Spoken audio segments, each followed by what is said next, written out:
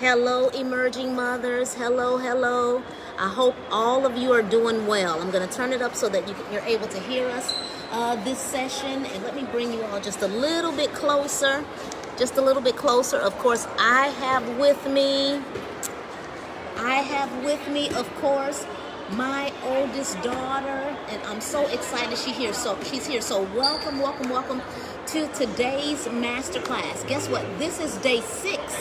So I am so excited that you're here. Look, even though we're in Chicago, we said we are going to make sure that you have all the information you need, and you know that we will just continue with day 7, day 8, and day 9, of course. And feel free to drop any questions, of course, down in the chat as we're talking. So, as many of you all know, I'm Dr. Michelle Lloyd with Lloyd Learning Labs, and what we do is we support mothers with anxiety as it relates to teens developing into adults prior to transitioning out of the home. That's our focus, that's our mission, that's our vision. And so, of course, we're in the midst of our 9-day Emerging Mothers Evolution Masterclass, and we have a topic each and every day. And today, we're focusing on hearing from, of course, an alum of Virginia Tech. Hi. And her name is 𝙤𝙤 Lloyd, my oldest of 3 daughters. And each masterclass, what I like to do is I'd like to at least have a college or a college graduate on at least one day, so that we're able to, of course, ask them questions. They're able to respond to questions, so that when your teen transitions off, then we can have a feel of what it is they may be thinking, encountering, experiencing throughout their academic journey on the outside of your home. So I'm so glad 𝙤𝙤 is here. So if a question comes to mind, please feel free to drop it in the chat, and we will make sure that your question gets answered. And so we should be able to see any questions that you have in the chat. So thank you so much for being here. Okay, so first and foremost, just to give just a little background, 𝙤𝙤 transitioned out of the home in 2016. She went on the East Coast, and she just graduated last month, 2 months ago, if you will. Time is flying. It seems like the more seasoned I become, the quicker time travels. And so it's already been a couple of months. And so I'm curious to know, first and foremost, 𝙤𝙤, and thank you for already saying hi to our emerging mothers who are emerging in their thinking. And everything happens consciously and then subconsciously as they emerge in their thinking.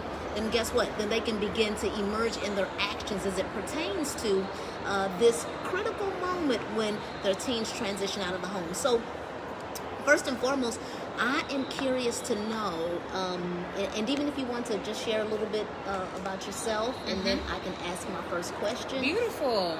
Okay. Well, I wanted to go ahead and say thank you for allowing me to crash you all's party today. My name is 𝙤𝙤 Lloyd. As my mother just stated, I just graduated from Virginia Tech with my Bachelor's of Science in Industrial and Systems Engineering, and I am looking forward to traveling to Northern Virginia when the time comes, when I pass my security clearance, to work with 𝙤𝙤 Martin in the future.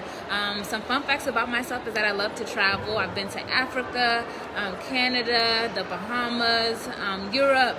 I absolutely love to travel, and then I also love to eat as well. And so I love pineapple on my pizza. And so that's just a little introduction for me, and I'm ready for the first question when you are. Awesome, awesome. Well, I would like to know, first and foremost, after you transitioned out of the home, what did you find were your stress points? I know a lot happens, and a lot of it, you're dealing with it on your own, coping with it on your own. I'm unable to say that I was always available every time you called me. So I'm just curious to know, those stress points, and then how did you go about coping? I think the biggest thing for me is being so far away from home. I was born and raised in Houston, Texas, and so going on the East Coast, going to Virginia, 16 hours away from the bubble that I had created for myself at home was the toughest challenge that I had to overcome while in school. And I think that it got easier over time, but it never really, I always miss my family. It never filled itself in while I was at school because I absolutely loved my family and I loved going home.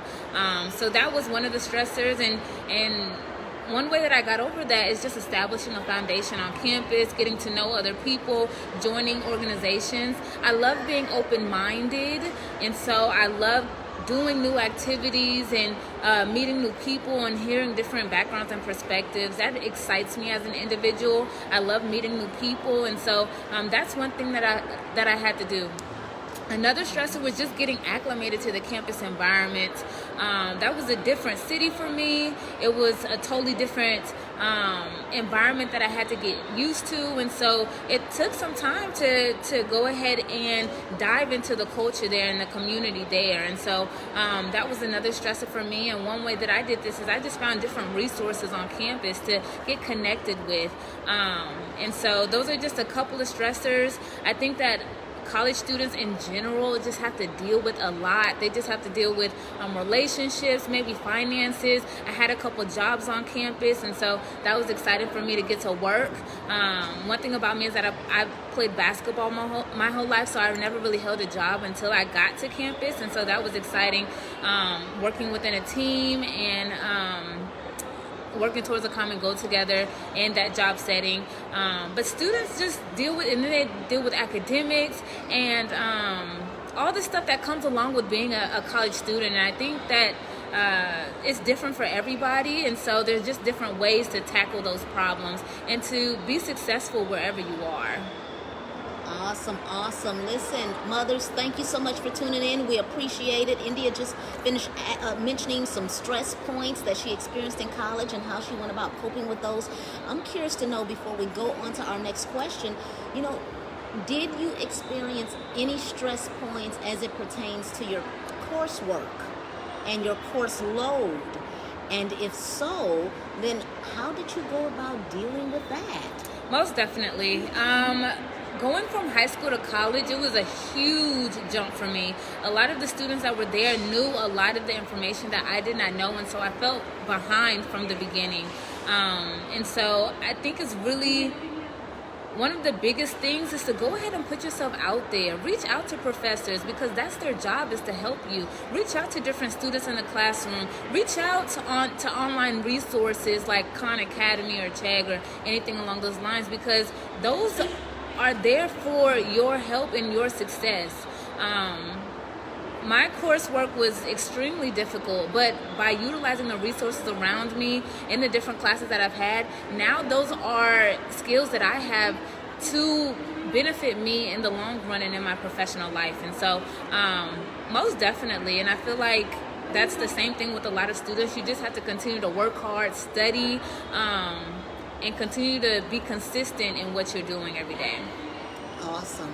I really appreciate you answering that question, because we know that college is on a higher level as it pertains to high school. And so a lot of times we as mothers, and I may have even done this when you were in high school, is I just wanted to be there to pick up the pieces when it seemed like maybe something may have gone undone, or maybe something needed to be done that even if it could wait, I would still want to help to take care of it.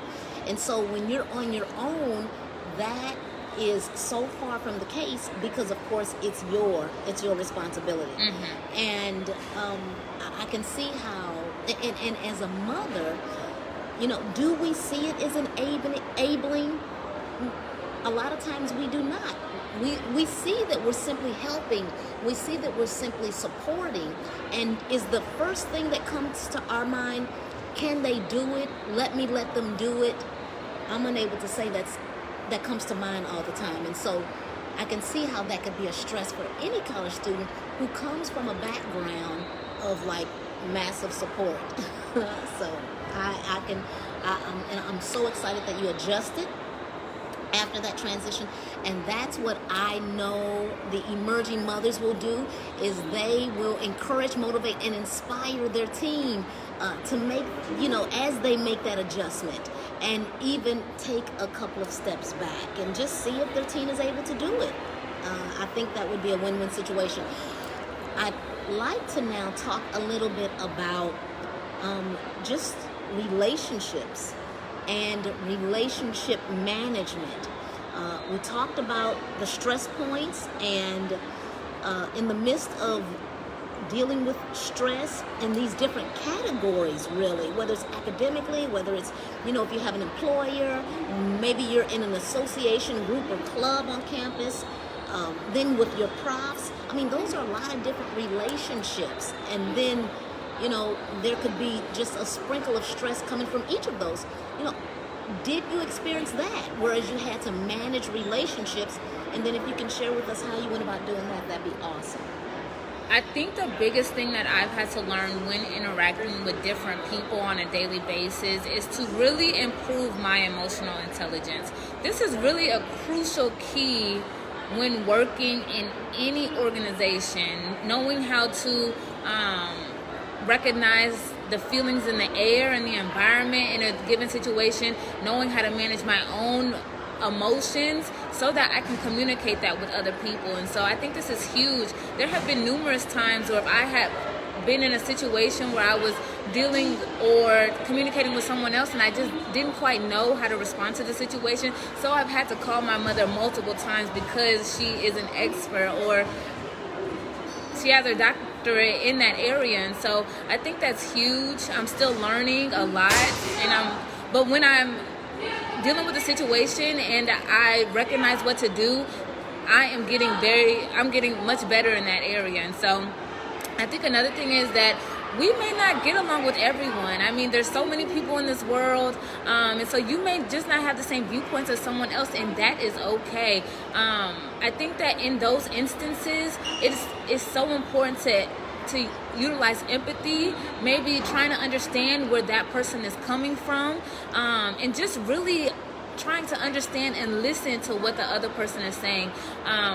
My minor is in leadership, and so I've had to have these discussions, and I've been in courses where it is important to just really understand what the team holistically wants to do or how they want to push forward or solve a problem so that you're successful as a leader. And so when dealing with different people, yes, utilizing emotional intelligence and knowing when to listen and when to lead, and including everybody in on that. So. Oh, fantastic. Does that answer your question? That totally answers my question, yes. And let me ask you this, because I know that, when you go onto the college campus, there are people on the college campus who have a different background as yourself. They were raised differently, and that's okay. You come from a Christian background. You're balanced in reference to the individuals you interact with. I mean, we go to, we live in, of course, the suburbs, and then our church, it's diverse. It's predominantly Caucasian. Totally love our church. Totally love our neighborhood. But yet, I love how there's this diverse, all of these diverse cultures that surround you. Did you experience that was a huge adjustment for you when you landed on campus? And I'm sure identified the differences. Maybe, there were some people who were Christians. There were some people who were not. How did you identify that, number one? And then secondly, how was that managed? When you're talking to different people, I think it's easy to kind of determine whether they have the same viewpoints as you or not, based off of something or how the conversation is going. And so I've had to deal with that a lot. But now that I have graduated, I think it is so important to have people around you who think differently than you. If I was in a corporate boardroom, I would not want everybody to look like me and think like me. I would want people from different backgrounds, different walks of life, different perspectives, different childhood experiences in the boardroom, so that they could bring different ideas to the table. I just think that's so important. And so, yes, I've had to deal with this a lot, but people have different strengths and weaknesses than I do. And so when I'm trying to accomplish a goal, or when I'm trying to solve a problem, I need people with strengths where I may fall short. And so even though the viewpoints could be conflicting, I think that it's still so important to have different people around you, so that you can just gain a different perspective on how people think. In college a lot, you'll see people staying within their respective groups. But in college, I love to talk to different people outside of, the different communities that I was involved with, just so that I can see what other people are doing, what's going on campus, how can I learn as an individual, how can I grow, so that I'm able to communicate with anybody. And so I think that I had to get adjusted to that at first, but once I was able to, it just felt like I was leveling up in a sense. That's one way that I can describe it. That is awesome. That is awesome. That is a fantastic response. Oh my goodness. Listen, mothers, I am so glad you have tuned in to our day 6 of our Emerging Mothers Evolution Masterclass. As you see, we are hosting today's class, and we have none other than the India Lloyd. We're so excited that she's here and she's willing, and she is sharing her thoughts and her opinions and just what she has experienced on the college campus. And so I just, either her or my other daughter, we will make sure that someone is here at every masterclass. And so listen, if you have any questions at all, thank you so much. I'm telling you, we just love the mothers in the master class. So thank you. The mother is one of the mothers. She's saying, of course, she loves this, and then also, hi, beautiful. I know she's talking to you. And so thank you so much for being here. I'm telling you, we love you all. So listen, this is the next question. The next question is this. Because I know that India, as you all heard at the very beginning of her talk, she struggled academically. And so when your teen goes off, know that it is normal, that there's some type of struggle that's going to take place. And so I would allow my teen to guide the bus, but yet just stay close enough so that you're able to support when they need you. That we try to allow her to handle and tackle on her own. It's almost like when you have a toddler, and the toddler knows how to swim. The toddler maybe have not swam in a bit, but all they need to do is just to kind of remember how, that backstroke or that freestyle. And you drop them in the water, but you're standing close enough so that you can just swoop them up the minute it seems like they're struggling.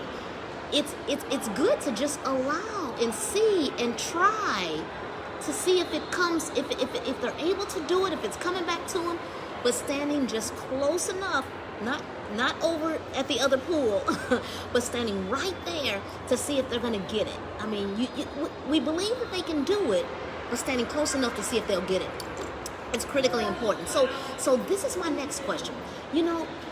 When it comes to seeking support, we try to, be hands off a bit because we knew she'd have to figure it out on her own. We knew that.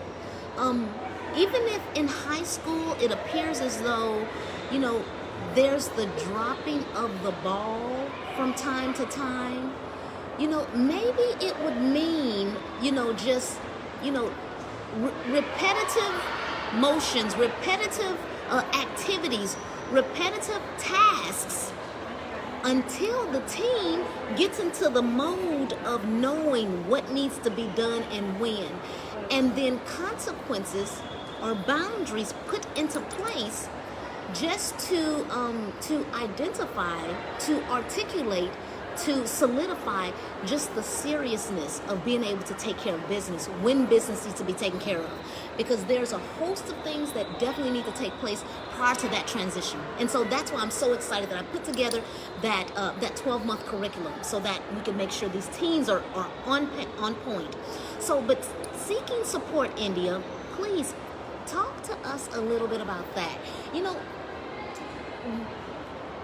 when did you know you needed the support? And then how did you go about reaching out to get it? I found out pretty quickly that I would have to work extra hard in my classes just so that I can stay on the same level as my classmates. It was a huge struggle for me my first semester because,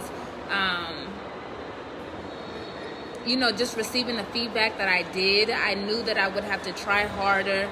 And that's when I realized that I'm going to have to get help. I'm going to have to reach out to my resources.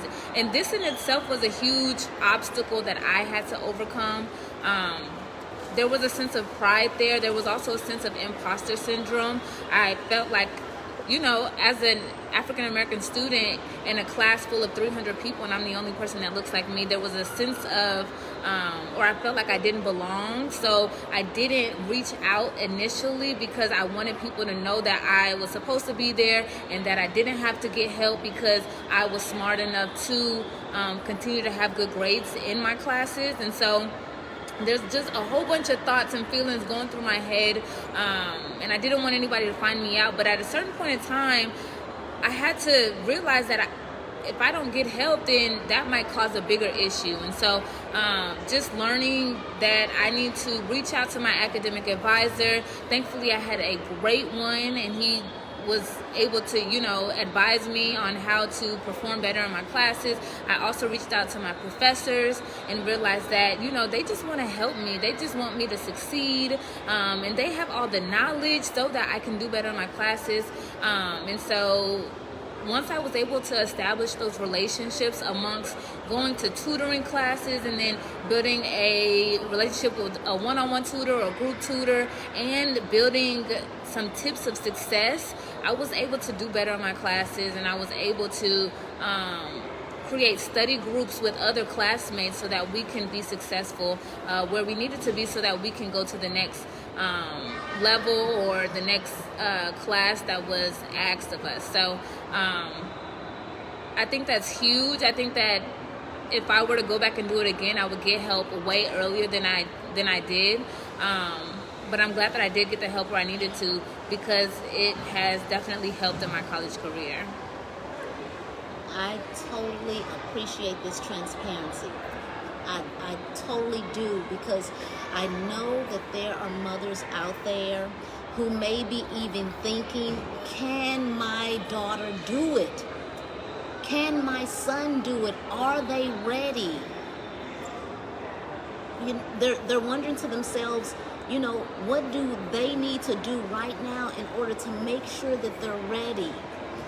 And so I am here to say that every student is able to measure up to their own potential, and on the college campus, their support they can receive. They may have autism, they may have ADHD, they may have none of those. And guess what? If they have the drive and the heart and the determination and the grit and the resilience to get it done, with their tribe, their support system standing behind them, the job can get done. The goal can be reached. The tasks can be received. And so all I'm here to say, emerging mothers, is if you have hope of your son or your teen your son or your daughter going off to the college campus, in examining the different colleges, they can be successful. So I know that you will continue to remain hopeful. I know that you believe in your son or daughter, and I just believe deep down in my spirit that if you are to share just on a regular basis this encouragement, this motivation, this inspiration, then guess what? Your son or daughter, they will want to measure up to your expectations. And you know what, India, speak to that just a little bit, because when you were younger, Dad and I, we just poured it. And then you're the firstborn. There are two behind you. So we knew, listen, if we can pour into this older daughter, then and she get it and knows that she can do it, then and she feels as though she can reach a high level, then we know that her other two sisters are watching her.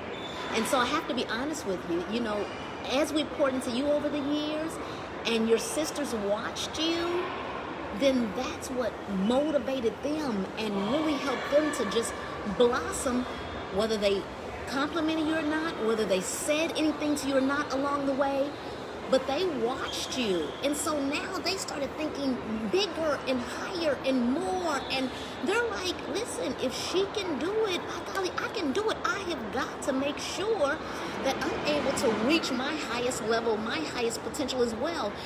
And so, speak to that just a little bit, just in reference to, even being the oldest daughter and just, and I know that, we just poured into you, and then, how did you just kind of receive that, and then whether or not it encouraged you to just blossom?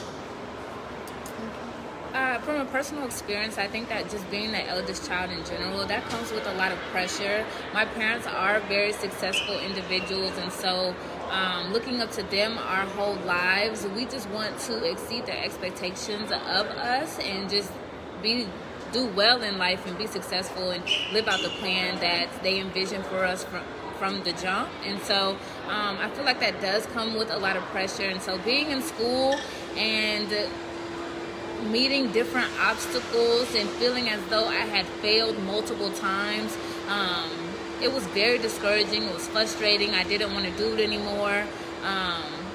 But I think the biggest thing is to just stay consistent. Because I feel like life in general, there are so many obstacles, and there are so many times where you feel like, maybe this isn't for me, or maybe maybe I should just give up. Like, I failed so many times, I've fallen so many times. It's okay to continually pick yourself up and continue towards the path that you're going on. I think that is the biggest thing that I have learned going through this college experience, is to just stay consistent, stay disciplined, and continue to work hard. Whatever you have to do to just continue to push towards the goals that you have set for yourself. I think that's the biggest thing. And so even though I felt like I failed multiple times in my college journey, I reached my goal, and I know that this is what my parents wanted from me. They know that I will make mistakes. They know that I'll feel discouraged at times, but it's important to just keep going and to keep staying faithful. And there have been many times where they were there and I had a support group behind me to continue pushing me past the finish line, and to pick me up when I needed help, and to continue to just pull me where I needed to be pulled past the finish line. And so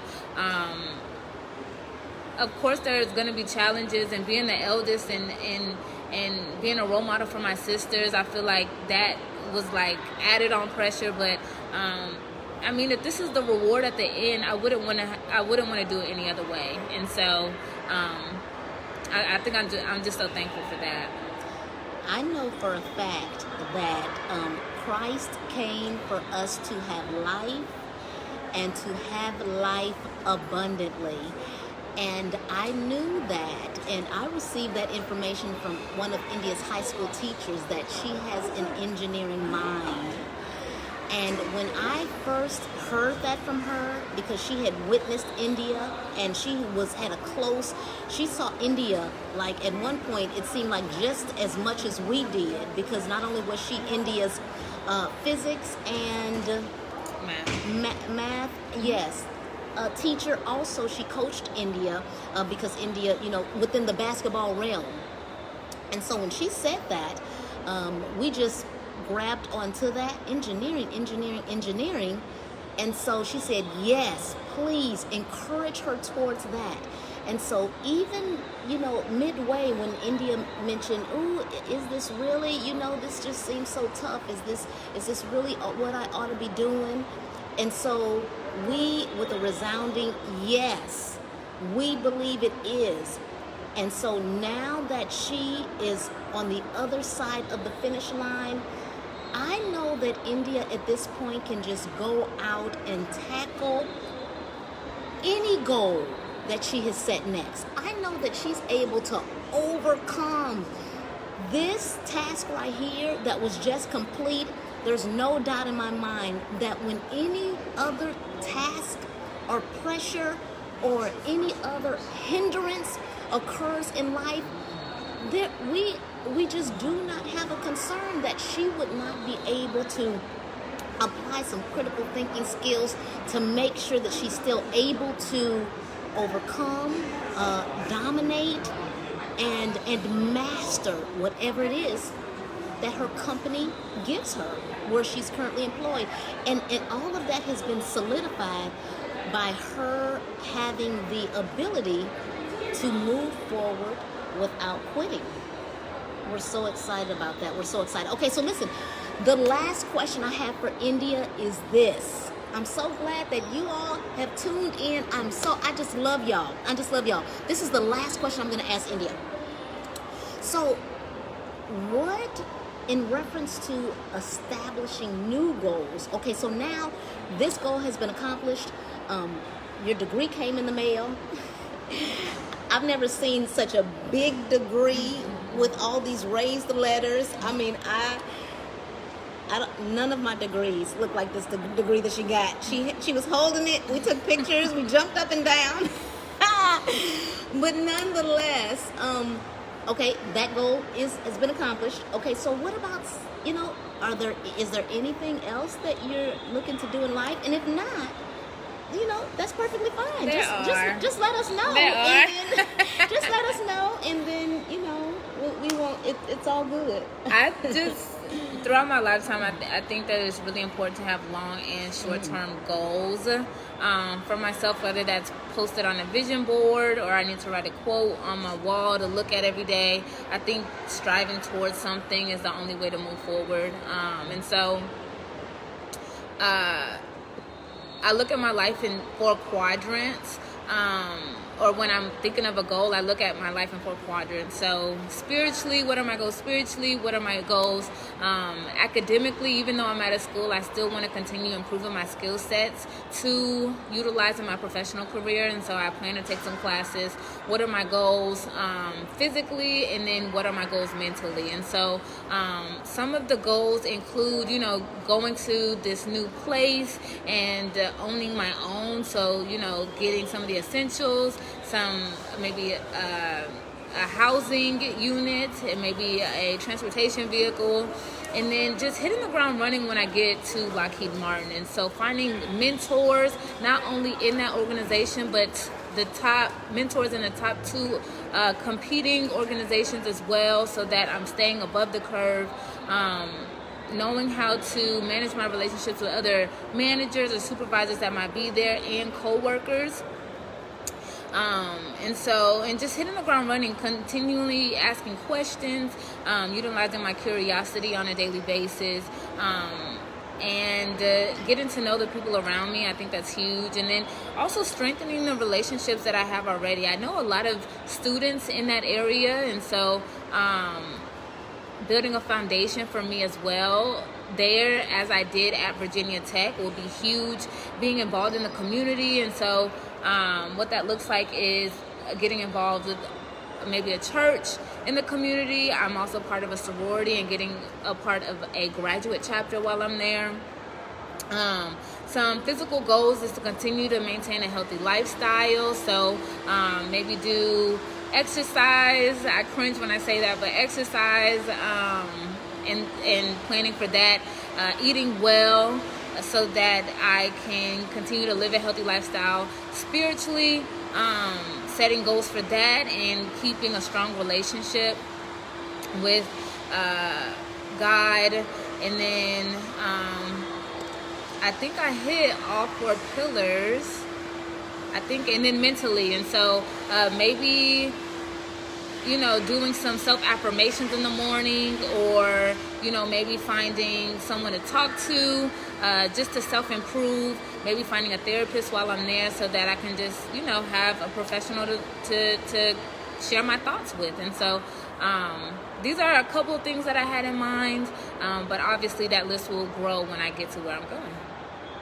Awesome. Listen, I would like to, at this point, thank India for being with us. I so appreciate her coming and joining in our master class. This is her 2nd visit. She was in our last master class, and she came in and just, knocked them dead again this time. So thank you very, very much. And if there are any questions at all while you all have us here, please let us know. If there are any questions at all, you can drop them in the chat, and then we can, India can answer some questions, or I can answer some questions. Please let us know if there's anything at all. I do want to mention this, that in the, hopefully, the near future, a fellow graduate, her and I graduated with our doctoral degree together. Her name is Dr. Sylvia Flores. I am just so excited to connect with her earlier. She has joined us as we speak, and I know, and I'm excited that she will be back. You all will hear from her, and I'm excited about it, because guess what? She's a college professor, and I think that it would be absolutely amazing if you all heard from her, because when your son or your daughter lands on the college campus, they're going to want to interact with their professor in an appropriate way, just so that there is a meaningful relationship. There's thought-provoking dialogue. They're able to communicate with diplomacy with their professor. Oh my goodness, that is essential. And so, I'm so excited that she's agreed to join us on one of our future calls, so that we can be clear, and that you're able to be clear, mothers, so that you can then connect with your teens, so they can, when they transition out, they can be on a college campus and have good, meaningful relationships with their professors. That's so important. Listen, they have the power of the pen. Those are individuals who, of course, you'd like to have good dialogue with them. For instance, if you're a student, you've transitioned out of your mother and your parents' home, you're on a college campus, and something happens and you miss class, and then you connect with your professor. I'm uncertain if something you'll want to say to your professor is, did I miss something? Well, yes, you missed something. I mean, they did all of that work preparing for that class, and yes, you missed a lot. And so, teens will just want to be, of course, not only responsible, but respectful, because listen, those grades are critical. So I'm so glad she'll be joining us. So yes, Dr.